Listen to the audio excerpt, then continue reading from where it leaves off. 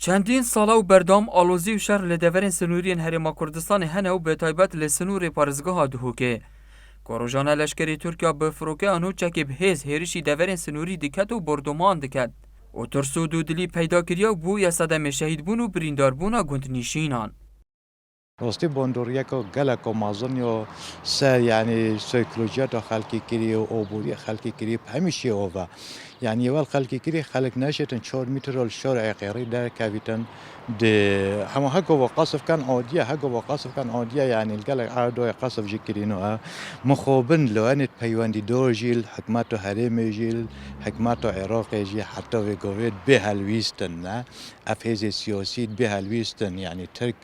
یه بیان دقیقاً وزارت براوانی و ترک بیان دقیقاً پاریکاری و دوست خو معف اپراسیون راستی نزا یعنی شهمزاریه که مازنه وکی کرد مرود بینید یعنی شهمزاریه که زیده و مازنه والله کاریگری که مازنه هیلوی ارشد ترکال سر گلیمه بتایبتی خلک دور آمیدی و شلادزه و دیرالوک سوریه و وان منطقه همیا کاریگری که خراب یا سروانه هی چونکه هر یک خودانه تنویجهی اف بردمانه دهنه کرن سر ملت ما سر گلی ما یعنی اوها چید گهینیتن گلک یا کاریگره بو خلک مها بریا چند شوان دو اپراسیون که دا سپاه ترکیا سنوره هرما کردستان بزاندو زنجیرات چیای متینو چیای کورجارو الهوکو گریدای به قضا آمیدی بون به بهانه هبونا بنگه و بارگاه پارتیا کارگر کردستان پکک بردومان کرنو ولاتین پارزگاه دو که جید بیجن دوید حکومت عراق و هرمه بجدی بن بو پاراستان سربریا آخا عراق سبارت او قصف علي الشيل الدزي وان خافت تكرن براسيجي او منطقه يعني يحصر بوي خلكي نشد دركفت اما جفي علي شارعي بشتغلي دي شارعي قصفات تكرن